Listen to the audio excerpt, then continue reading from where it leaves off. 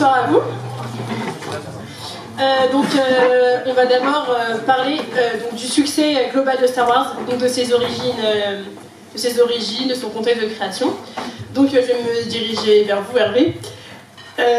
Donc d'abord, est-ce que vous pouvez nous résumer un peu l'histoire pour ceux qui n'auraient pas revu Star Wars depuis longtemps? Non.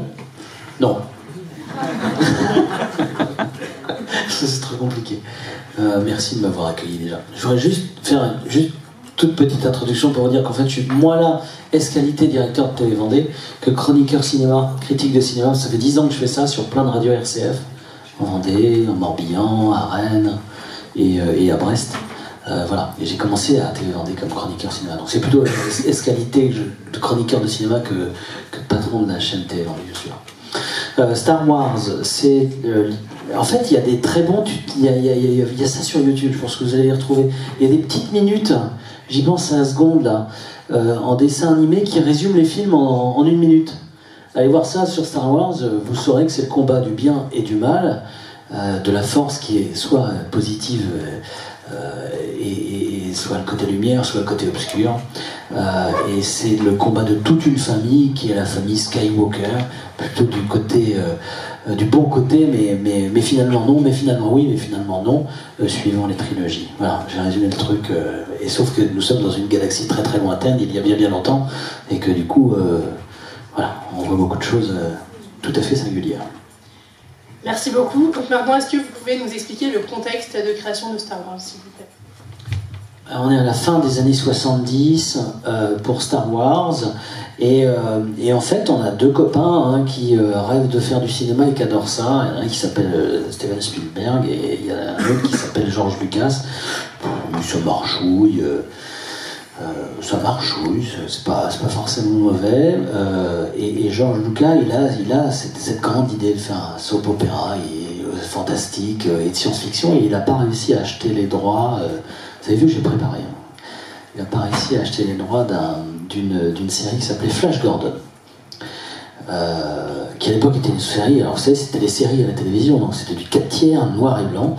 Et il n'a pas eu les droits de ce truc-là, qui fera un film minable dans les années 80 d'ailleurs, mais vraiment très très mauvais, mais une superbe chanson du groupe Queen, que je vous invite à retrouver. Et donc, il constitue son scénario à partir d'un bouquin dont j'ai oublié et le titre et l'auteur, en se disant il faut que je crée absolument quelque chose de fantastique, d'original, de singulier, etc. Et pour faire ça, c'est des gars qui sont cultivés, c'est pas des nouilles, Steven Spielberg et George Lucas. Ils potassent ce bouquin plutôt assez philosophique, et il sort contre toute attente parce que il n'y a pas beaucoup de budget. Son film s'appelle La Guerre des Étoiles, Star Wars, qui s'appellera Un Nouvel Espoir. Mais moi j'ai vachement mal parce que ma génération, c'est la génération de La Guerre des Étoiles, même avant qu'on appelle ça Star Wars. Donc je connais pas tous les titres comme ça. Voilà. C'est ceux que t'as le moins aimé. Voilà. Et donc il fait ce film et il a une très bonne idée. Il se dit, je vais pas beaucoup me rémunérer sur le film parce qu'on n'a pas beaucoup d'argent. Par contre, sur tous les produits dérivés, sur tout ce qui suivra, je toucherai un pourcentage. Et je pense qu'il a bien fait. Voilà. Et comment expliquer le succès de Star Wars? Faut que tu parles aussi, à un moment. Oh, tu vas te rattraper, je sais bien. Le succès de Star Wars, il est lié au fait que sur le principe on est sur des valeurs universelles du bien et du mal, sur le fait que c'est la première fois dans l'histoire du cinéma qu'on présente un film de science-fiction de cette qualité-là, pour un prix modique. Finalement c'était quand même super bien. Moi je me souviens de séries américaines de l'époque, ou d'un petit peu avant ou d'un petit peu après. Je me souviens de Buck Rogers, ça vous dit certainement rien, mais moi j'étais gamin, j'ai eu l'occasion de regarder Buck Rogers. Et avec son Starfighter, j'avais une petite voiture dans mon bureau, j'ai toujours une petite voiture le Starfighter de Buck Rogers. Voilà. Mais c'était pas super bien fait. Et donc c'était la première fois que ça a été d'abord aussi bien fait, que les valeurs étaient universelles, et puis qu'on était dans un univers, dans la création d'une mythologie. Et je pense qu'on va vachement y revenir avec l'abbé Parra, parce qu'il a créé une mythologie autour de ça, George Lucas. Et il a créé une mythologie dans un pays qui n'avait pas de mythologie, puisque les États-Unis sont un pays récent. Et c'est la première fois qu'on crée une mythologie. Il y en a une autre qui a été créée et au cinéma un peu plus après, on en parlait en préparant, c'est Le Seigneur des Anneaux. Mais là, pour le coup, c'était la première fois. Donc ça a rejoint massivement les Américains. Puis comme c'était bien foutu et que ça renvoyait sur des valeurs universelles, ça a rejoint le monde entier. Et je me souviens, tu m'arrêtes, je suis trop bavard. Moi j'ai vu le premier, en réfléchissant, on me disait, mais quand est-ce que tu as vu le premier Star Wars? En fait, le premier Star Wars que j'ai vu, c'est le meilleur, on est d'accord avec Jean-Marie, c'est l'Empire contre-attaque. J'étais en 5e, et à Noël, le prof de MT, éducation manuelle et technique, j'ai 45 ans, hein, donc ça existe peut-être plus maintenant, ça porte des noms savants, toujours pour faire des coloriages ou découper des machins. Et le prof de MT qui avait un chien, il avait un col roulé, toujours le même col roulé bleu, et il avait un collier de barbe, vraiment le prof années 80, quoi. Un truc abominable. Et il s'occupait du club cinéma, et à Noël, je crois 2 fois dans l'année, mais il y avait à Noël, il proposait au 3e étage du collège Jacques Monod, qui était un collège public à Laval, un film qu'on avait le droit de voir. Et là, donc avec, à l'époque, c'était la bobine et tout, il a installé ça, l'image était un peu de travers, ça faisait quand il lançait la bobine, et il y avait 3 bobines par film, parce que c'était des bobines énormes, et donc on a vu l'Empire contre-attaque, et c'est horrible si vous avez vu l'Empire contre-attaque. J'ai pas vu la fin parce que mon père venait me chercher à 16h40. Je vous jure, je me suis arrêté, il y avait Luke Skywalker qui était accroché comme ça, et l'autre qui allait lui dire je suis ton père, et bah ma mère, je l'ai pas su. Et puis à l'époque, pas de VHS, hein, pas de DVD, pas de streaming, d'ailleurs, ou de téléchargement que vous ne faites pas bien sûr, rien de tout ça. Donc voilà, c'est mon premier souvenir. C'est la petite anecdote. Merci beaucoup. Ça va, Blandine?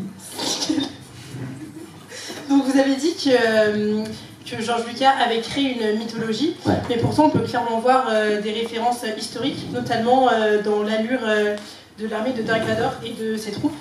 Donc comment expliquer cette référence au nazisme? Ouais, en fait c'est le côté obscur. Peut-être toi tu peux commencer à intervenir là-dessus. Moi je sais que c'est le combat du bien, donc le bien est blanc, le mal est noir. Il devient rouge au fur et à mesure d'ailleurs de l'évolution de la trilogie le mal, et le bien devient très coloré. Dans la 2e trilogie, qui est la première, si vous regardez bien, ça devient coloré. Moi, c'est un petit peu... c'est un peu trop pour moi, parce que c'est un peu jeune, ploum, tout ça, donc la 2e trilogie. Mais ça devient coloré, jaune, un peu pétard, etc. Donc il y a déjà ça, c'est les couleurs qui font référence. Puis après, il s'inspire de ce qui s'est vécu dans l'histoire assez facilement. C'est bien, parce on sort, on a commencé à faire notre deuil de cet obscurantisme du milieu du XXe siècle, et du coup on peut commencer à ressortir ça pour faire un produit ludique, quoi. Et c'est plutôt bien trouvé. C'est pour moi une manœuvre scénaristique, quoi. Sur le succès, peut-être la mythologie, je peux répondre les deux, même si la question c'est sur la mythologie. Sur le succès de Star Wars, moi je suis aussi d'accord pour dire, je me souviens quand je l'ai vu moi aussi, la première fois j'étais à l'hôpital, c'était un soir, il y avait un écran de télévision, et j'ai vu en partie, dans la version la vieille bobine, parce qu'elle était nettoyée depuis, l'Empire contre-attaque, j'étais fasciné, j'ai vu quelques images, c'était impressionnant. Et en fait, le succès de Star Wars, bon, il y a le réalisme pour l'époque est très fort. Je pense que les premières images, par exemple, beaucoup ont été marquées par l'arrivée du vaisseau qui pourchasse, qui arrive sur l'écran, qui dépasse l'écran. Les gens étaient un peu bluffés de ça. Et puis après, il y a des réussites graphiques pour l'époque, le sabre laser, par exemple, la voiture volante, maquillée avec de la gélatine sur la bande. Exactement. Il y a plein de choses comme ça. Ça, c'était une réussite. Le genre, on l'a peut-être pas dit, mais c'est du space opéra. C'est-à-dire, c'est comme un opéra grandeur nature cosmique avec différentes troupes, nations, pays, civilisations qui font la guerre, et ça crée un peu dans différents lieux, et en même temps on n'a pas qu'un seul héros, on a plusieurs héros, des fragmentations d'héros où il y a des histoires dans l'histoire. Tout ça mis ensemble, ça fait un space opéra. Voilà. Et on faut ajouter, Star Wars dès le début non simplement il y avait la qualité visuelle, il y avait des trouvailles, le sabre laser, certains types de vaisseaux, ce côté cosmique très créatif dans les créatures et dans les designs aussi, mais il y a eu aussi une qualité musicale. Il y avait le côté opéra, les musiques de Star Wars, je crois, si je me souviens bien, elles sont composées dans un orchestre à Londres, c'est ça, voilà, qui a tout fait quasiment, même les nouvelles versions, et en fait c'est une réussite, c'est impressionné, donc cet aspect-là a beaucoup marqué. Moi j'ajouterais que sur le côté mythologique, bon, il y a sans doute alors quel est le rôle de la mythologie et quelles sont un peu les mythologies du XXe? J'en peux en dire deux, hein. Mais la mythologie, ça vient des Grecs. Il y a eu des mythologies avant les Grecs, mais nous on connaît bien l'Odyssée de Ulysse, etc. L'intérêt de la mythologie, c'est que ça nous permet de nous identifier à un héros qui a une quête. Cette quête, c'est souvent une quête initiatique où il devient un homme, il devient plus qu'il est au départ. Il y a le symbolisme des forces du bien et du mal, il a des choix à faire, il y a des étapes, et il y a un rapport au cosmos, il y a un rapport à la nature, enfin il y a beaucoup de choses, au surnaturel, etc.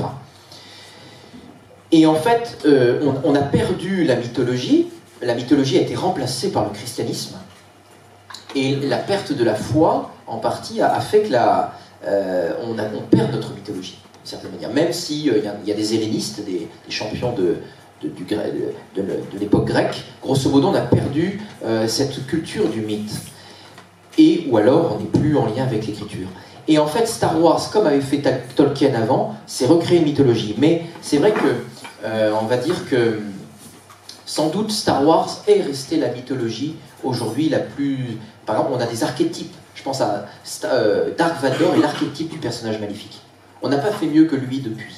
C'est sûr, peut-être, pour les cinéphiles, Thanos dans les Avengers a un certain poids, mais en réalité, on confirme, il a un certain poids, surtout dans la première partie, Infinity War, moins dans la seconde, mais ça ne vaut pas le charisme de Dark Vador. Donc je dirais qu'il y a des... Et puis là-dessus, on ajoute un symbolisme très fort. Le noir est vraiment noir, et au rouge, comme il l'a dit, comme a dit ça Hervé. Et je pense que ce symbolisme, et puis on se retrouve dans la figure de Luke, ou dans cette quête, ça a donné son succès, et voilà, moi je dirais cela. Je vais réagir sur deux éléments, parce que je pourrais réagir sur plus. Thanos, il n'arrive pas à la cheville, donc ça c'est une annexe, pas la cheville de... Parce qu'en fait, comme c'est bien écrit, en fait, Star Wars...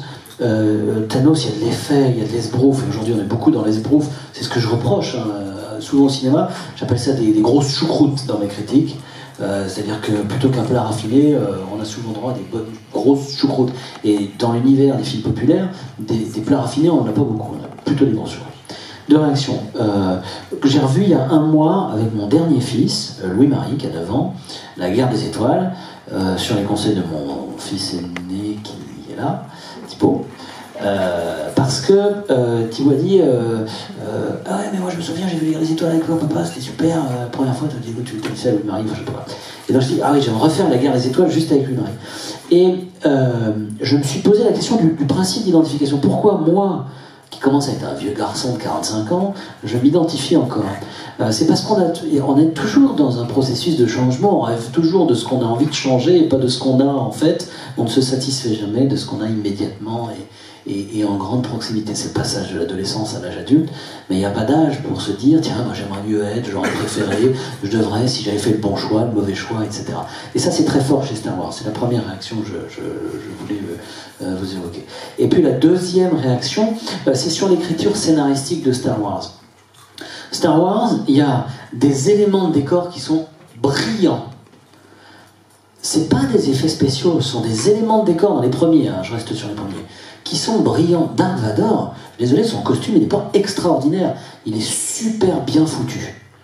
Mais on n'a pas besoin de rajouter un effet spécial pour que la cape vole et virevolte, il n'a pas de fumée qui sort par les naseaux, etc.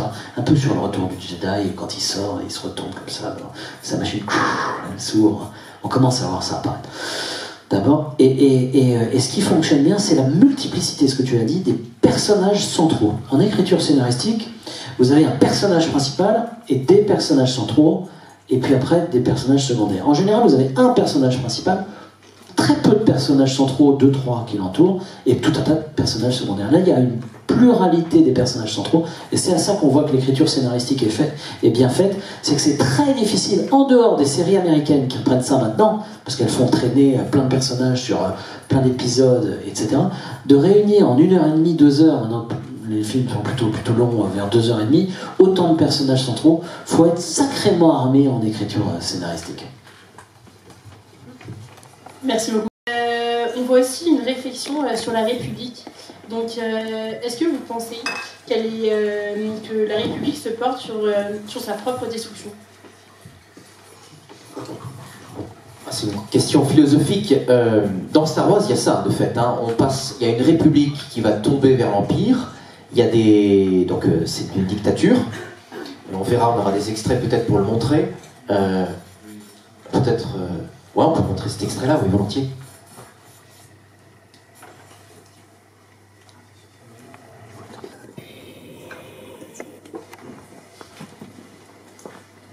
Le noir est très noir, effectivement.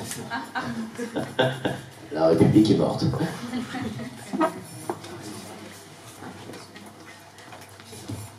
On va voir l'élection de Palpatine.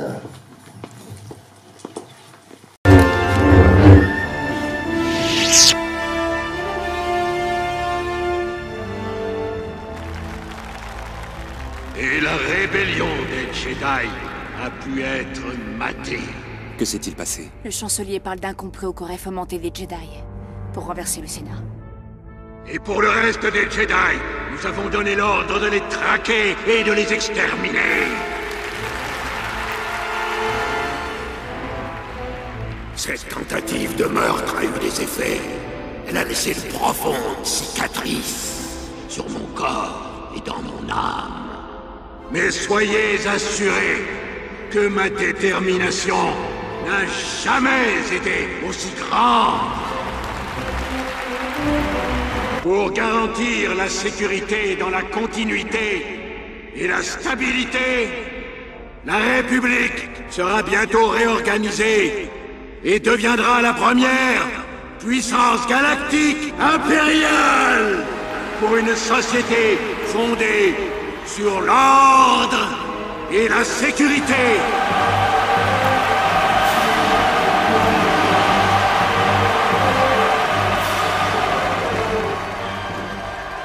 Ainsi s'éteint la liberté, sous une pluie d'applaudissements.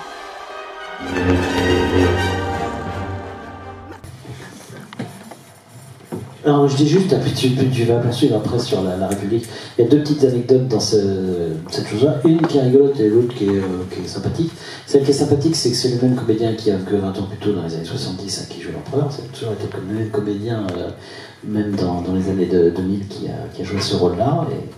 Et la deuxième, c'est que si vous regardez bien la scène au ralenti, vous allez voir que ils se sont amusés dans les cases où il y a les différentes planètes avec les différents extraterrestres. Vous allez retrouver notamment E.T. avec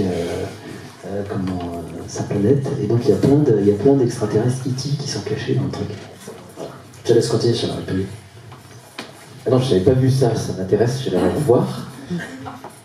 Comme quoi on est assez actif. Non, moi je dirais donc il y a eu un passage d'abord sur la République, qui tend par l'élection Palpatine vers l'Empire, et puis après il y a des rebelles, puis on revient sur la République. Alors ce qu'on peut retenir déjà, c'est que si on l'a fait en mode grec, Aristote était pour la démocratie, était pour la République, mais quelque chose qui est préservé à une élite.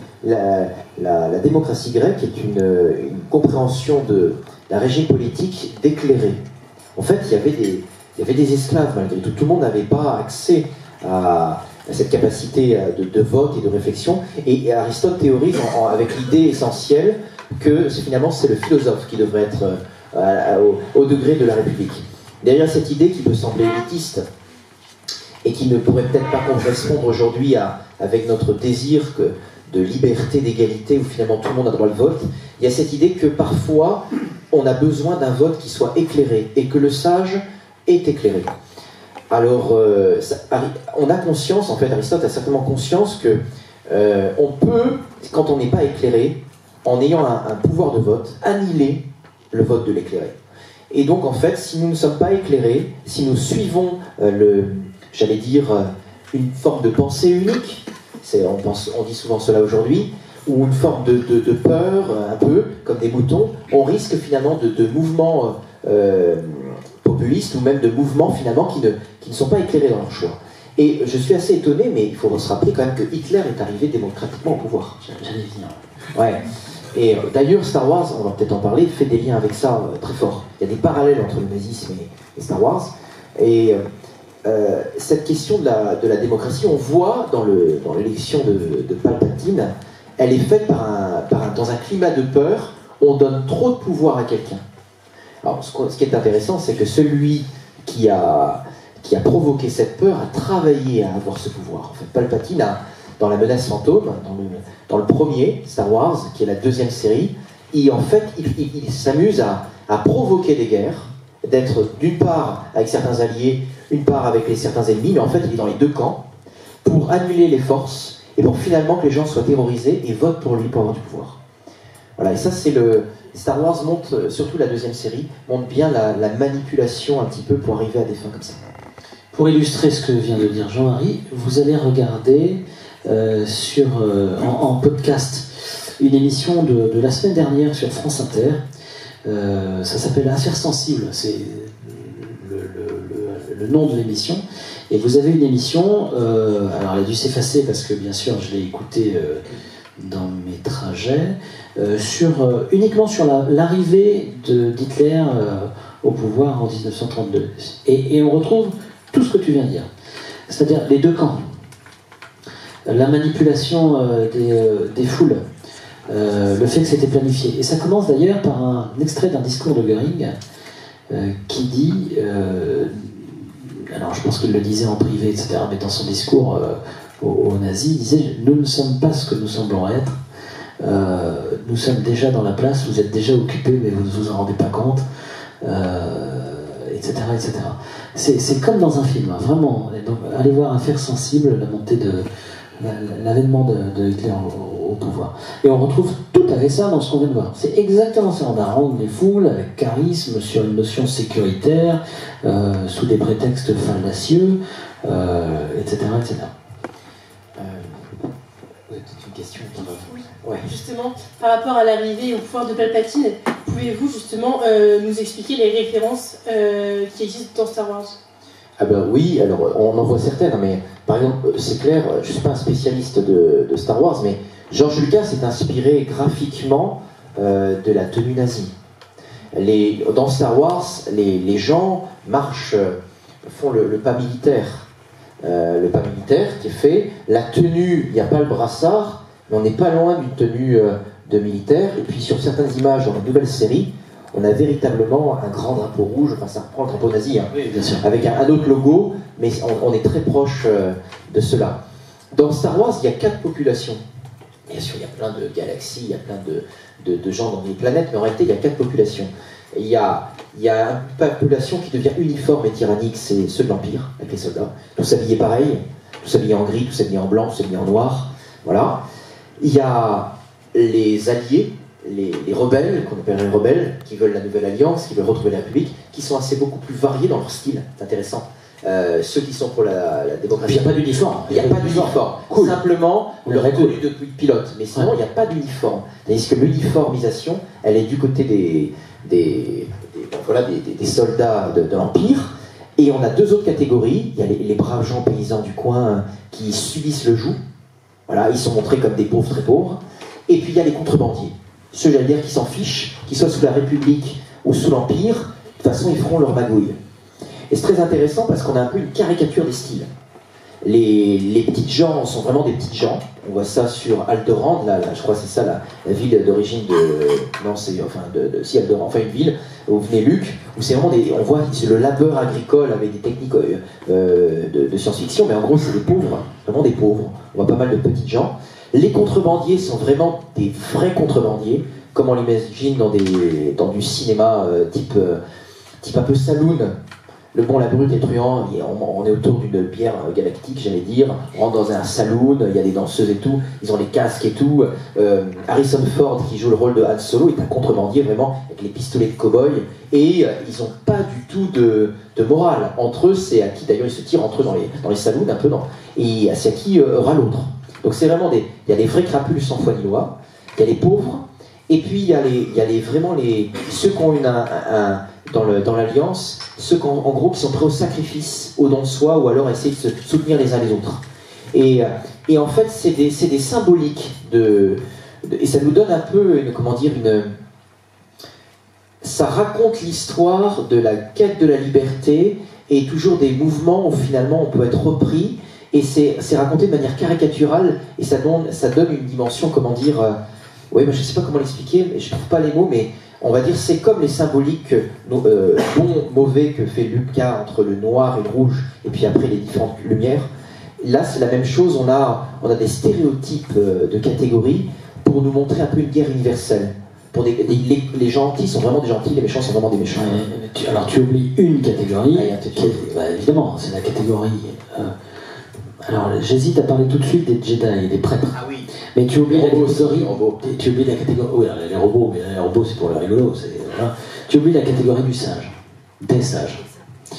Et que sont... pas encore les Jedi, puisqu'ils sont encore résistants, mais en apprentissage de sagesse, et qui deviennent sages, si vous regardez la première trilogie, Yoda, tout ça, et la deuxième trilogie, qui est la prélogie, qui est la trilogie, ça m'énerve tout ce truc-là, et là vous avez le conseil des sages, et dans la dernière, ce que moi je trouve formidable, ce qui m'a fait vibrer quand j'ai revu les épisodes, et je reverrai le dernier qui va sortir avec grande joie, c'est que les Jedi de la première, Luke Skywalker est devenu le sage.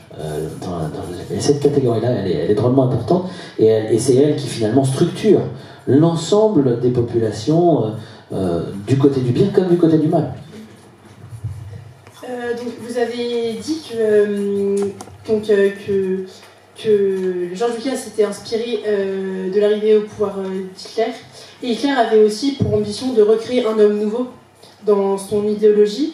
Pensez-vous que George Lucas illustre aussi cette ambition dans Star Wars à travers des méthodes de transhumanisme? Je pense que c'est trop fort de dire ça pour l'époque, je sais pas. Ce qui est vrai, c'est que dans Star Wars, il y a par exemple, les méchants sont vraiment catalogués sur les nazis. Ça c'est clair, on le voit, vous avez vu les images, c'est vraiment ça. Hein. Ça c'est vraiment le drapeau nazi, etc. Et on n'a pas parlé de la catégorie des Jedi, tout ça. Ils sont catalogués sur la catégorie des samouraïs. En fait. Des samouraïs, Dark Vador a un habit, je ne sais pas si on voit bien ça. Ça c'est le casque comme ça, vous mettez du noir devant et c'est le casque. C'est le casque de Dark Vador, voilà. Alors je suis bien en dark, voilà, donc c'est parfait. Et en fait... donc les samouraïs ont une éthique de combat, et entre eux ils ont une éthique différente. Quand Dark Vador, malgré tout, il attaque Obi-Wan ou d'autres, ils ont une certaine éthique du combat qui rappelle le samouraï. Donc c'est une autre catégorie. J'ajouterai sur ce que vient de dire Hervé Leroc, c'est que de fait leur sagesse, et c'est une sorte de Sénat, ils ont un lien avec la République, ils ont prêté allégeance à la République. Dans cette dimension-là, si on mettait en mode religieux, c'est un peu des Templiers modernes. C'est des moines soldats, mais en même temps en mode samouraï, et en même temps ils ont prêté allégeance à la République, et donc ils ont aussi un conseil, c'est un conseil qui guide le chancelier. Donc il y a un côté Sénat. Le religieux a sa place dans l'influence politique, dans Star Wars, c'est un vrai. Hein. Et c'est vrai même quand l'empereur, il arrivera au pouvoir, il aura son site, il a un peu son moine religieux, guerrier, soldat, templier noir, tout ça. Après, est-ce que le transhumanisme pointe son nez dans cette histoire? C'est sûr que, par exemple, on a un homme qui devient robot. On a un homme qui se déshumanise dans la personne d'Anakin Skywalker, qui devient Dark Vador. Et on voit de fait, à un moment d'ailleurs, Obi-Wan dira ce n'est plus un homme, c'est une machine, en parlant de lui. Et de fait, c'est un peu un homme augmenté. Hein, c'est un homme augmenté. Je crois qu'on a cette passage-là, cet Dark Vador, là, un peu en imitation samouraï. Mais c'est vraiment ça, les habits. D'ailleurs, les Jedi ont comme une sorte de kimono. Ils ont quasiment un kimono. Je crois que passage. Ouais, je crois qu'on a un passage c'est le passage un peu fort du transhumanisme à la Dark Vador. Quand il se transforme. Ouais, je crois que c'est ça, ouais, c'est ça. Non, il faut pas spoiler. Ceux qui n'ont pas vu. Non mais qui ne l'a pas vu dans la salle? Non, on passe pas. Même à 2, même à 1, on passe pas. Ah bon, on passe pas. Ah, voyez-le, moi ça m'a fait vibrer. Ok. Moi, je voudrais quand même revenir sur, alors peut-être pas sur le transhumanisme, mais sur la notion de république qui tient, la perversion dans ses gènes, tout ça. Je vais faire des parallèles un peu réac. J'ai quand même le sentiment que qu'effectivement, c'est un peu le cas aujourd'hui, et on retrouve un peu dans Star Wars tout ça. Rey, qui est l'héroïne de la 3e trilogie, tu m'as rappelé le prénom, je me souvenais plus, et est quand même un peu une femme mec. Guerrière, etc. La féminité a pris du recul, quoi. La masculinité est très fragile. Je laisse ça, c'est tout ça.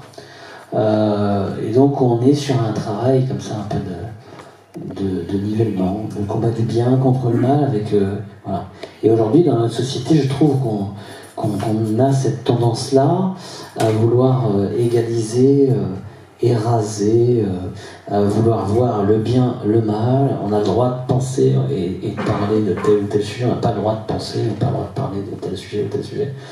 Voilà. Et donc je trouve que Star Wars est assez le reflet de notre société au final, où en 140 caractères, parce qu'il faut dire ce qui est, quand on caractérise un personnage dans Star Wars, on le caractérise de manière, ce sont des esquisses. Il y a un peu de fragilité, il y a un peu de psychologie, mais c'est quelques traits de caractère dans lesquels tout le monde peut se retrouver.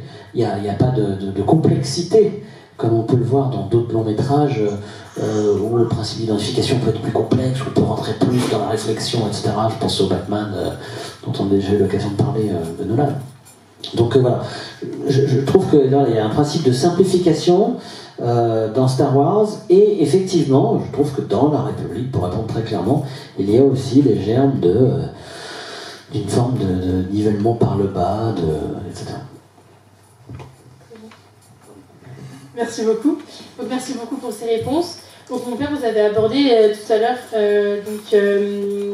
le sujet du Sénat. Donc c'est vrai que Palpatine se présente un peu pour Anakin comme une nouvelle figure paternelle. Donc c'est vrai que la paternité est un thème assez récurrent puisque Anakin n'a pas de père.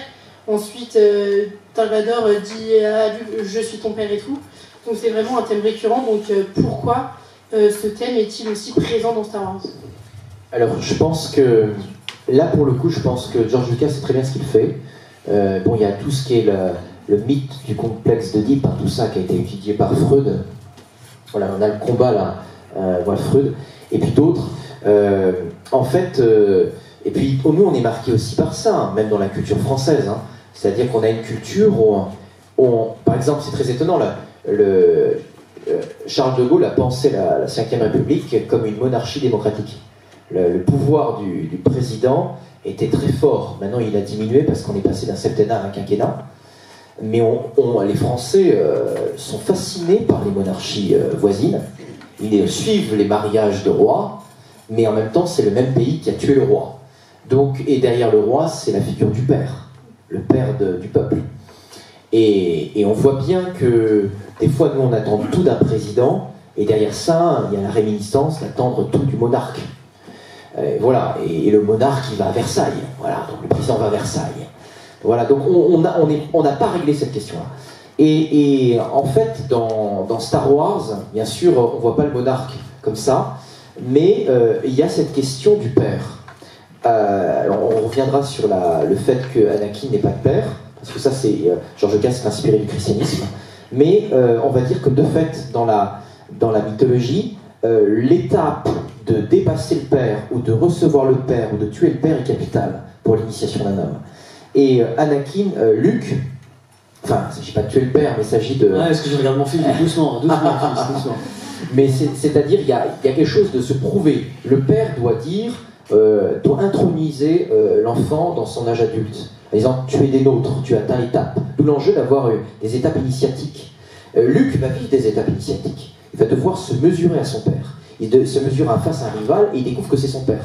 Ça rend la scène beaucoup plus dramatique. Luke va résister à tuer le père. Finalement, il ne tombe pas du côté obscur. Par contre, quelques épisodes après, dans la nouvelle trilogie Star Wars, on aura Kylo Ren qui tuera Han Solo. Donc il y en a un qui tue pas le père, l'autre qui tue le père. Et il y en a un qui est sans père. Donc ça, c'est une vraie question. Et d'ailleurs, quand on voit comment l'empereur tient le pouvoir, c'est un peu une affaire de famille. Parce qu'il tient le fils, il tient Anakin, il dit le fils d'Anakin ne doit jamais devenir un Jedi. Sous-entendu, ton fils ne doit pas prendre la place de ta paternité, et moi, je te maîtrise. Donc on voit bien que une paternité mauvaise est liée à un pouvoir, ne fait pas grandir. Une paternité qui est bonne ou qui est assumée fait grandir. Ça, je pense que George Lucas a mis le doigt sur quelque chose qui est assez universel, et c'est dit de manière très narrative. C'est un des lieux les plus dramatiques et théâtrales enfin, c'est grandiose c'est assez fort, hein, quand Luke découvre que, même si on l'a caricaturé, que Dark Vador est son père, et après toute la musique où il part dans le vaisseau, il dit comment Obi-Wan tu me l'as pas dit, etc. Ben tu me l'as pas dit, et là on prend conscience de la filiation. C'est très intéressant. Merci. George Lucas est inspiré du christianisme, donc on va d'abord s'intéresser à la force, donc ce que peut représenter la force dans la foi chrétienne. Ouais, la force dans la foi chrétienne. Moi, je vais vous parler d'un truc. Il y a des gens qui y croient à la force, il faut le savoir quand même. Hein. Les gens sont suffisamment secoués quand même pour croire. Et moi, je me souviens d'un vieil homme qui est décédé il n'y a pas très longtemps et qui m'a dit, à partir du moment où vous essayez de trouver des réponses et vous avez physiquement des réponses à vos questions, par des trucs qui bougent, par des réactions, c'est que c'est mauvais. Donc je vous encourage déjà à ne pas commencer à chercher à demander des réponses concrètes sur des trucs concrets quand vous avez le sentiment que vous aurez de mauvaises réponses. Par contre, vous demandez et vous recevrez. Voilà ce que j'avais envie de vous dire sur la force, pour vous dire que c'est quand même du grand n'importe quoi. Après, alors, est-ce que c'est toi qui as parlé, parce que moi je suis pas théologien, ce que je peux vous dire, c'est qu'à aucun moment j'ai vu une transcendance et une verticalité dans la guerre des étoiles. À aucun moment le gars prend une distance par rapport à lui-même pour se regarder et comprendre qui il est. Par contre, qu'est-ce qui se regarde, qu'est-ce qui se renifle, qu'est-ce qu'il va chercher en lui, dans lui, à l'intérieur, etc. etc. Et là, on a une vraie distinction par rapport à la foi chrétienne, où nous, tout n'est qu'invitation à prendre du recul, prendre de la distance, prendre de la hauteur, par la prière, par la pratique des sacrements, par l'échange, par la discussion, par la culture, etc. Et on n'a pas ça, donc, dans la guerre des étoiles. J'ai pas du tout répondu en fait à la question. Non, pas du tout en fait. Hein. Alors, la force, est-ce que c'est un lien avec la foi chrétienne? C'est ça hein, ma question. Fondamentalement, Star Wars n'est pas chrétien. Ah voilà, c'est ce que je voulais dire. Fondamentalement, Star Wars, on pourrait dire, c'est selon moi, hein, et panthéiste, et aussi un petit peu... enfin, panthéiste, c'est très clair. Il y a des éléments... Explique panthéiste, hein, parce que je suis pas sûr que tout le monde croit pas que c'est... Panthéisme, ça vient de panta en grec et de théos, ça veut dire tout Dieu, Dieu partout. Panta tout, théos Dieu, donc Dieu est partout, c'est l'immanence. Il y a deux concepts qui sont importants, il y a la notion d'immanence et une notion de transcendance. La transcendance, c'est Dieu qui est au-delà de la création. Dans le judaïsme, Dieu existe avant la création, nous aussi. Dans le christianisme, on est héritier des juifs, et on a théorisé ça, Dieu crée à partir de rien, c'est-à-dire il fait sortir de rien, il donne l'existence. Création à partir de rien, ex nihilo. Et donc Dieu est transcendant. Mais Dieu existe, maintient les choses dans l'existence, très bien. Dans une dimension immanente, Dieu c'est pas le Dieu, c'est le divin ou le surnaturel, et dans toutes les choses. Donc c'est le panthéisme, vous avez l'animisme, vous avez des théories où tout est esprit. Et donc il y a cet aspect-là dans Star Wars où tout est esprit. En fait, la force, si on allait chez les théologiens Star Wars, mais c'est pas ça, c'est-à-dire en gros c'est les médichloriens, on explique dans le premier volume, où en gros c'est des êtres vivants microscopiques, où on aurait un certain tout en nous, et qu'il nous faut communier avec le grand tout. Ça c'est panthéiste, et en plus ça tourne vers une sorte de bouddhisme, il faut aller avec le tout. Il y a un peu une sagesse philosophique du samouraï, il y a un code d'honneur, il y a un respect, il y a des rites initiatiques. où finalement Luke doit passer des étapes de purification, gagner la paix, ne pas tomber dans des valeurs de peur, ni de valeurs de colère, ni de pouvoir, mais rester dans la paix, garder le cap. Donc là, il y a bien le combat spirituel qui fait penser au christianisme avec les étapes de maître-disciple, c'est-à-dire être, oui, il y a une étape d'initiatique dans le christianisme, on parle des rites de l'initiation, mais on ne tombe pas dans l'immanence, on a le don de force, on considère que Dieu gouverne le monde, donc il y a une providence, je dirais une providence type Star Wars, c'est la force qui gouverne tout, il y a une fatalité. Dark Vador dit souvent « car tel est ton destin ». Mais en fait, il n'y a pas de fatalité dans le christianisme.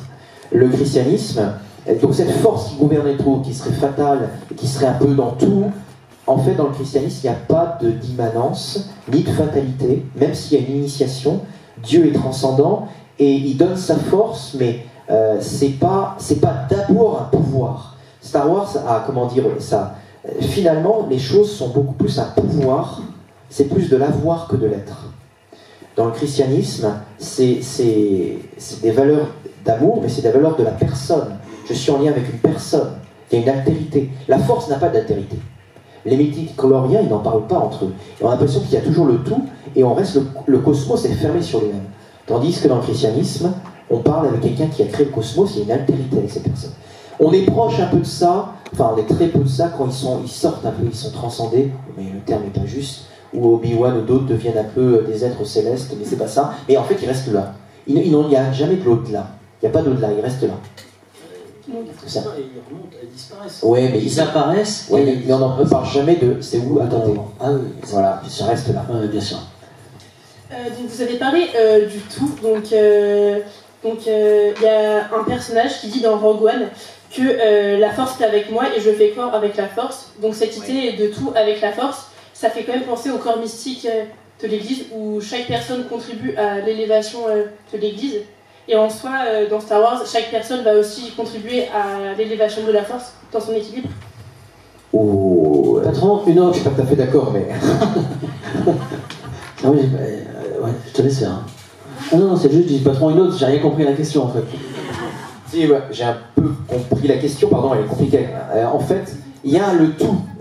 En fait, on est dans un corps, 1 Corinthiens 12, on est corps du Christ, corps mystique. On est d'ailleurs que le Christ soit tout en tout. Augustin l'a théorisé en appelant le plérum. Dieu sera tout en tous. Très bien. Mais simplement, comment dire, le être dans le tout ne dépersonnalise pas. C'est-à-dire, je reste moi-même. L'unité, la totalité, c'est que je reste moi-même. Tandis que dans la théorie, par exemple, bouddhiste, je me fonds avec le cosmos et quelque part, la personnalité, le sujet disparaît. Et le sujet disparaît. Dans Star Wars, comme on est occidentaux, il reste une personnalité, mais quand même, c'est la personnalité, comment dire, elle est... on voit bien que il y a aussi... Elle est diluée. Elle est diluée, voilà, c'est ça. Si on reprend Luke Skywalker, tel qu'on l'a vu dans les derniers épisodes, et Ben Kenobi, c'est les mêmes. C'est ça. C'est les mêmes. Ben Kenobi, au départ... C'est ça. Et d'ailleurs, la manière dont ils meurent, les Jedi, ils disparaissent. C'est la dilution. Ça dit quelque chose, et ça, c'est très oriental. La personnalité, le jeu, le sujet, a peu de consistance. Voilà. Ça veut dire, encore une fois, on est immanent, c'est le grand tout. Donc je dirais que le christianisme, c'est bien, on peut être unis, il y a un tout, mais ça n'enlève pas notre sujet personnel. Et c'est vraiment une différence importante. Très bien. Et sinon, on peut s'interroger aussi sur la vraie finalité de la force. Donc la force est-elle vraiment faite pour un développement moral ou beaucoup plus pour acquérir le maximum de pouvoir possible ?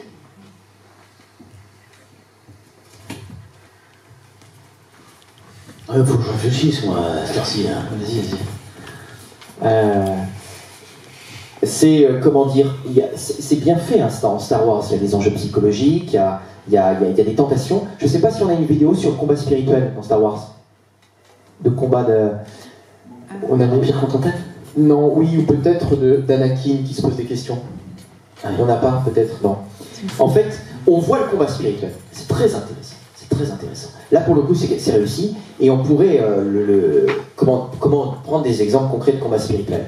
Il y en a 2 que j'ai repérés, il y en a certainement plus. Il y en a deux. Le premier, c'est Luke qui ne doit pas passer à la colère. Et s'il passe à la colère, il va être dominé par ses émotions. Donc il est plus ce qu'on appelle dans le christianisme maître de lui-même. Le don du Saint-Esprit nous rend maître de nous-mêmes. Luc n'est plus maître de lui-même, et en étant plus maître de lui-même, il va basculer dans ce qu'il combattait. Et ça c'est vrai, et ça tous les maîtres spirituels le disent. On ne prend pas de décision dans la colère ou dans la désolation, on doit être en paix et dans la consolation. C'est Ignace. Et en fait, c'est l'écoute des esprits selon Ignace. Et en fait, on voit ce combat spirituel chez Luc, quand il attaque son père à Dagobah, enfin une image de son père dans la grotte, et on voit bien qu'il est tenté, dans Retour Jedi avec l'empereur, il va chavirer. À un moment donné, Darth Vader lui dit « Si tu ne suis pas, ta sœur me suivra peut-être », il pète les plombs. Donc il y a ce côté, il résiste, mais au dernier moment il dit « Je ne te tuerai pas ». Donc il résiste, il y a ce combat. Et il y a un autre combat spirituel, c'est Anakin, qui est un peu plus, à mon avis, c'est le meilleur combat. Et c'est très démoniaque. C'est la relation entre Palpatine et Anakin, et Padmé, qui est princesse Amidala, c'est ça, qui en fait, c'est exactement... Et puis c'est génial, c'est sur un Jedi, donc c'est sur, on pourrait dire un prêtre. Donc c'est exactement le combat spirituel. Je développe. Anakin a promis célibat. Il est Jedi. D'ailleurs, Obi-Wan lui dit, tu as fait une promesse qu'il est dur d'enlever. Très bien. Et bien, Anakin tombe amoureux de princesse Amidala en cachette. Ouais. Deuxièmement, Anakin veut du pouvoir, il veut de la reconnaissance. Et Palpatine le flatte, on dit, ils t'ont pas compris, en fait tu vaux plus que ça, t'es Jedi mais t'es pas au conseil, c'est pas normal. Donc il dit, ben oui, ils me comprennent pas, je devrais être un Jedi. L'autre lui dit, mais si t'es jeune, tu te rends pas compte, c'est déjà ça. Non, mais je devrais l'être. Donc la gloire, et en même temps, il est tenté de quitter ce pourquoi il s'est consacré, une sorte de Jedi prêtre, d'accord. Et la troisième chose, c'est il est trompé par Palpatine. Palpatine, à un moment donné, quand Padmé va mourir, il dit, tu sais, moi j'ai découvert l'immortalité, donc un pouvoir encore supérieur au pouvoir, du pouvoir physique et le pouvoir de reconnaissance, c'est l'immortalité, le pouvoir de la vie, c'est très intéressant. Et il lui dit, j'ai découvert l'immortalité, et tu sais, en gros, Padmé, elle va mourir, si tu veux pas mourir, suis-moi, si tu veux pas qu'elle meure, etc., tu auras le pouvoir. Donc il le trompe en disant, elle va mourir, en fait elle ne va pas mourir, et lui il dit, je veux plus de pouvoir, je veux être Dieu, quoi. Je veux être celui qui a tout le pouvoir de la vie. Et en fait, Anakin, devient, alors qu'il partit pour quelque chose de bien, protéger ceux qu'il aime, il devient un tyran parce qu'il voulait plus de pouvoir pour protéger ce qu'il aime. Et en fait, finalement, il tue même celle qu'il aime. Il tue même les plus petits. Et voilà, et à la fin, il tue les enfants, il tue tout le monde, quoi. Au nom de chercher un pouvoir pour protéger. Donc ça se retourne complètement, et on voit que Palpatine, là, il a quasiment, c'est une métaphore de Satan, en fait. Il nous trompe, le menteur, et il finit par nous demander une protection qu'on n'a pas besoin, et il crée un besoin qui n'existait pas, alors qu'il suffisait de se confier. En fait, Anakin aurait dit, mais en fait, tu me trompes, c'est pas vrai, tout était bien. Et à la fin, il perd même le bon sens moral, parce qu'il voit plus le sens. Il protège celui qui est le coupable, et il tue celui qui fait la justice vraie. Comment il s'appelle, Mace Windu se fait trancher le bras. Et il comprend cela quand Mace Windu tombe, il dit, en fait, qu'est-ce que j'ai fait? Et là, il est perdu, et il se rend l'esclave du nouveau site. Donc le combat est gagné. Anakin a littéralement perdu, et on voit que quand il perd, il est dépersonnalisé, son visage s'assombrit, il est perdu. Et on voit le combat spirituel, ça on peut faire une métaphore du combat spirituel chrétien, c'est vrai. Donc vous avez aussi dit que Palpatine était une figure de Satan, mais de quelle autre manière le mal est-il incarné dans Star Wars?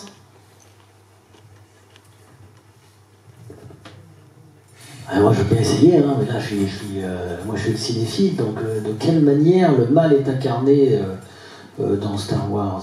Incarné, alors à chaque fois il y a un méchant mais, qui est en noir, à chaque fois le méchant n'est pas tout à fait méchant, sauf Palpatine, effectivement, qui lui est vraiment très très méchant en fait.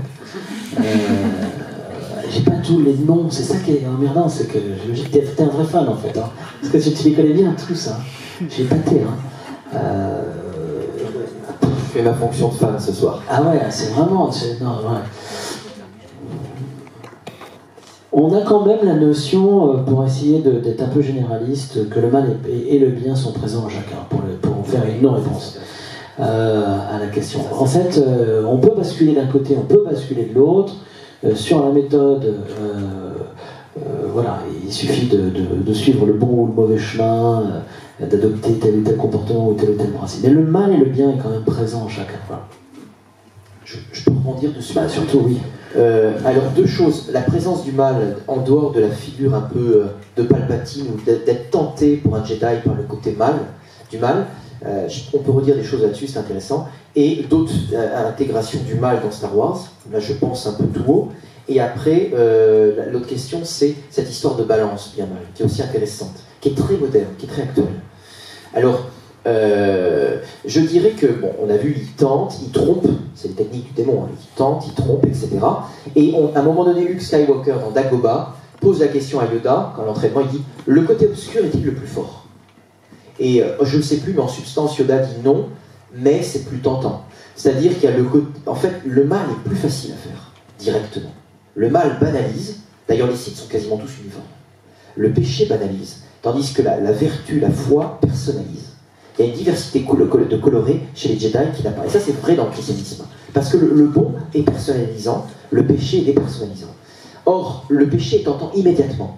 C'est facile de chercher la puissance. Il faut plus de puissance pour se maîtriser. C'est plus facile de déchaîner sa puissance. Donc ça, c'est plus facile de tomber quand on n'a pas assez de force de maîtrise de soi dans la haine, la colère. Tandis que, comme Reddy Kolb, être vainqueur du mal par le bien, ça demande plus de puissance. Et donc, si je reprenais en mode Jedi, la maîtrise de soi, entre guillemets, de la force dans le film, ça demande plus de vertu. Yoda est plus fort que Palpatine presque sur cette question-là. Alors ça c'est intéressant. Après, sur la question du mal, ça s'exprime d'une autre manière, mais par la médiocrité. J'ai vu ça, en fait, l'Alliance et la République se dégradent rapidement. Par moments, et vous avez toujours les contrebandiers. Et vous avez les traîtres qui trahissent les traîtres. Han Solo se fait trahir par les Hutt ou plein de choses comme ça. Et en gros, c'est le pouvoir. Tu m'as donné plus d'argent, finalement je te trahis pour avoir plus d'argent. Et ça, c'est une expérience du mal. C'est-à-dire que les gens, finalement, n'ont pas de valeur et sont facilement d'être corrompus. Et c'est pour ça l'Empire qui maltraite les gens, à un moment donné, dit on va arrêter Luke Skywalker, on n'y arrive pas pour les soldats, on va payer des chasseurs de primes. Des vendus. Et entre eux, ils se vendent. Ils se vendent. Et ça c'est une expérience du mal.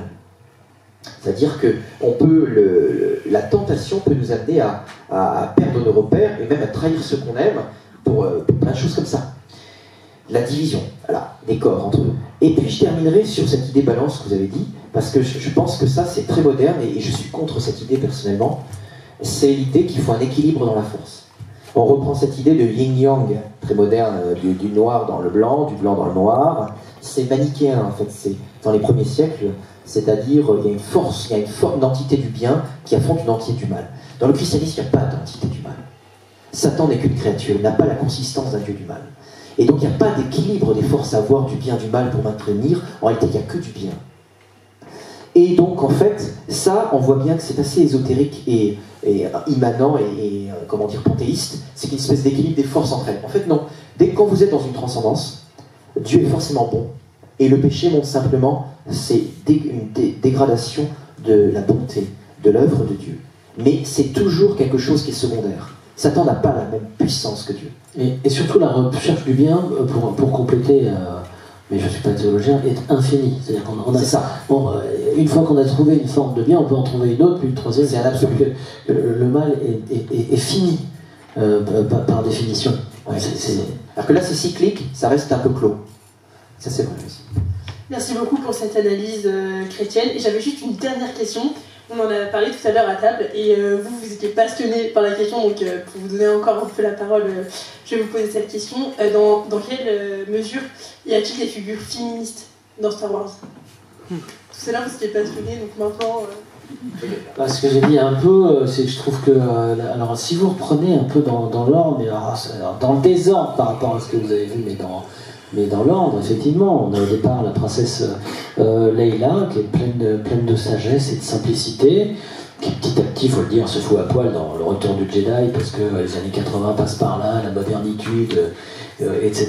Et sur la dernière trilogie avec Rey, effectivement, on retrouve cette forme de sagesse et de paix, mais sur un principe asexué. Donc j'ai du mal avec la féminité dans Star Wars à cause de ça aujourd'hui. C'est-à-dire que vous prendriez un garçon et vous le mettriez à la place de Rey, on n'aurait pas de problème, on n'aurait aucun problème, on pourrait tout à fait dessiner les mêmes contours de personnage, lui prêter les mêmes sentiments et les mêmes traits de caractère. Donc c'est emmerdant. Alors, et c'est un peu emmerdant d'ailleurs voilà, dans le cinéma, c'est que je trouve que dans les films populaires, moi je suis plutôt un spécialiste des films populaires, grand public, blum, un peu baston, un peu rigolard, etc. Et je trouve qu'on n'arrive pas à dessiner correctement les femmes. Soit c'est des femmes mecs, soit c'est quand même un peu des quiches. Et je trouve ça très pénible. On n'a pas une figure délicate, attentionnée, ou très peu dans le cinéma de femmes. On en parlait à table, c'est Bridget Jones, voilà, qui est un peu une truffe. On aime bien quand même les sympathiques. Voilà. Alors il y en a quelques-unes, je pense à Meryl Streep dans Sur la route de Madison, qui est absolument somptueuse et remarquable et délicate, mais il y en a quand même pas beaucoup, quoi. Voilà ce qu'on peut dire. Et dans Star Wars, la place de la femme, et tout est un peu quand même nivelé. Voilà, la place de la femme, c'est comme la place de l'homme. On parle d'altérité de construction, de sexe, etc. Ou comme la place du robot, quoi. Tout le monde est un peu sur le même plan parce que c'est sympathique. Le robot, en plus, il est vachement intelligent. C'est la voix de Roger Carrel, qui est un grand comédien dans la nouvelle série. Il y a un robot fan dans la nouvelle série. Ben voilà. Voilà. Et donc, voilà. Roger Carrel. Allez, je tapais Roger Carrel sur Internet. Vous verrez, c'est un des plus grands comédiens du cinéma français. Il est encore vivant. Et lui, alors, il a fait le premier Star Wars et il fait même encore celui-là. Voilà. Moi, je réponds. Féminité. Oui, c'est ça. Je suis parti à dire. Je répondrai presque la même chose, avec des nuances, mais presque la même chose. Parce que de fait, quand Star Wars est sorti, la personne de Carrie Fisher, qui joue le rôle de Princesse Leia, c'était vu comme un personnage étonnant. C'est-à-dire, les femmes ont vu une femme de responsabilité. Elle était princesse, un peu leadership, numéro 2 ou 1 dans l'armée résistante. Elle avait une vraie personnalité, elle était téméraire, elle avait son style, elle avait ses coiffures, ses habits. On voyait une femme... C'était l'héroïne la plus femme de tous les Tout à fait. Et en fait, elle s'est dégradée au fur et à mesure des épisodes, de par la nudité, mais elle s'est dégradée. C'est pas désagréable de Laurent. Mais non, dégradée, c'est pas... Mais non, mais c'est vrai qu'on va dire qu'elle est devenue femme-objet. Elle est devenue beaucoup plus femme-objet. Et elle a perdu quelque chose de cette figure au départ qui avait plus de contenu. J'allais dire, il y a quand même deux autres figures qui sont peut-être intéressantes dans le génie féminin.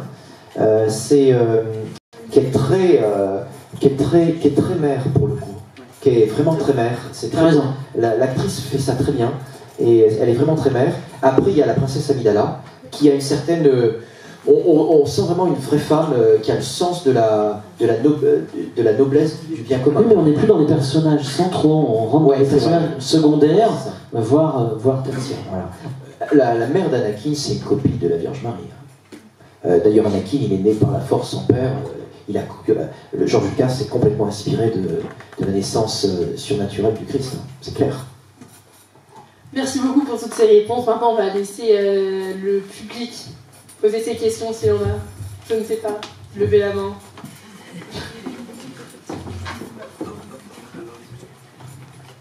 Vous avez beaucoup parlé, donc merci de vous d'abord pour toutes vos réponses. Vous avez beaucoup parlé du nazisme comme inspiration de Star Wars. Mais est-ce que le communisme n'aurait pas un rôle, parce qu'on sait notamment que Star Wars a servi pour la propagande, peut-être contre le gré de George Lucas, mais a servi pour la propagande contre le communisme. Donc est-ce qu'il y a eu une identification du mal, du communisme comme le mal à ce moment-là? C'est surtout le côté manichéen c'est surtout le côté égalitaire, manichéen, nivellement, qui effectivement pourrait être une source d'inspiration. Et on revient sur la République qui porte en ses germes sa propre perversion avec des idées communes pour tout et pour tout le monde aujourd'hui. Ce qui vraiment, enfin moi, qui suis journaliste, ça m'affecte tout le temps de voir qu'on ne peut plus parler, on ne peut plus parler, et on fait vraiment du nivellement. Ce matin, vous aviez sur RTL, je fais un aparté, mais dans le journal d'RTL de ce matin, le journaliste a annoncé avec jubilation que le bréviaire, on allait parler non plus de frères, mais de frères et sœurs. Oui. Et que dans un an, quand on irait le bréviaire, à un moment donné, tu sauras peut-être pendant la messe, on dira non plus prions mes frères, mais prions mes frères et sœurs. Et il a dit ça, et le technicien qui était derrière a mis une voix qui résonne, comme s'il était dans une église. Ça a commencé à faire marrer tout le monde dans le journal d'RTL. Et dans la foulée, ils ont mis Eddie Mitchell, pas de Boogie Woogie, pour faire vos prières ce soir. Et ils étaient tous morts de rire. Et moi, j'étais sous la douche, en me disant, mais merde, est-ce qu'on aurait fait ça pour des musulmans, des juifs?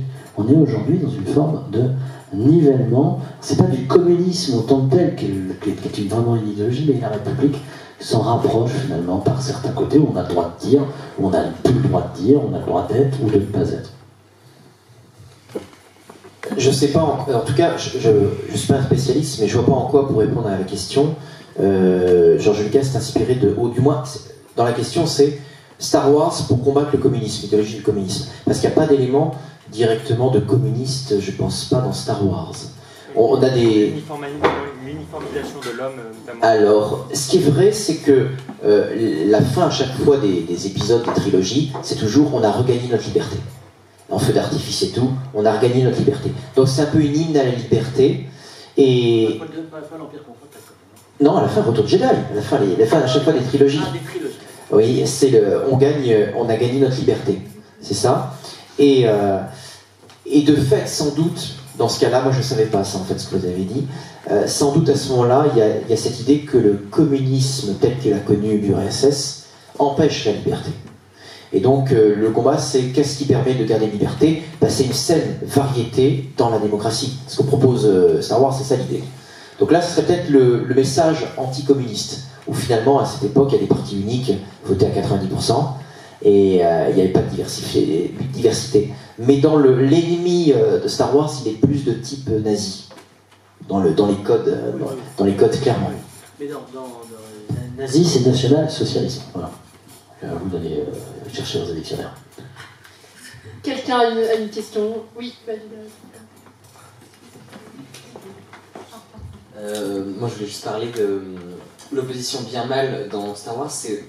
On peut aussi voir ça comme une opposition de la réflexion contre l'émotion, dans le sens où le Jedi, le sage, est celui qui ressentira le moins, en fait. Luke, quand il perd Obi-Wan, il est détruit, il n'est pas encore sage. Obi-Wan, quand il perd Qui-Gon Jinn, je crois qu'il s'appelle, il est moins détruit et il devient maître. Il arrive à faire fi ses sentiments. Donc, est-ce que c'est ça, finalement, le combat du bien et du mal, c'est la réflexion, il faut être calme, il faut être posé, contre l'émotion, parce qu'il faut se contrôler. Mais bien, mon fils, hein. Mais Monsieur Le Roc ne répond pas à ce que je vois là. Moi, je dirais pas ça. Je dirais pas que c'est l'un contre l'autre. Je dirais que c'est les sentiments assumés dans une dimension plus grande. Et c'est important parce que il y a dans Obi-Wan, quand il parle avec Anakin pour lui demander de garder en fait, j'allais dire son sacerdoce, son Jedios, si vous voulez, le fait d'être Jedi, en réalité, il y a une philanthropie du Jedi. Il y a une amitié. Obi-Wan a des amis, hein, et voilà, il y a une vraie charité. Bon, charité en mode Jedi, c'est-à-dire il y a un service de l'autre, etc. Donc il y a des émotions aussi. Simplement, le Jedi il voit un petit peu plus loin, c'est-à-dire il est prêt à se sacrifier pour une cause, et il est prêt aussi à... Il a toujours une quête en vue de quelque chose de grand pour servir. Et donc en fait, je dirais pas que c'est de la réflexion contre les sentiments, je dirais que c'est les sentiments assumés dans quelque chose de plus grand. Mais ça, c'est une bonne anthropologie, et anthropologie chrétienne, mais pas que. C'est-à-dire que on fonde l'amour, non pas d'abord sur les sentiments, mais sur la volonté. Et on est tiré sur quelque chose de plus grand, qui nous transcende. Et là, en cela, le Jedi, mais d'abord le Saint, sont des modèles. Mais il n'y a pas émotion contre... c'est pas versus intelligence versus émotion. C'est pas ça. C'est dépasser un peu. Et de fait, celui qui vit à l'état de ses émotions, qui est une zone plus superficielle, il peut tomber esclave, en fait. La colère, c'est l'expression d'émotion. C'est pas l'expression de la maîtrise de soi et du dépassement. C'est la question du contrôle.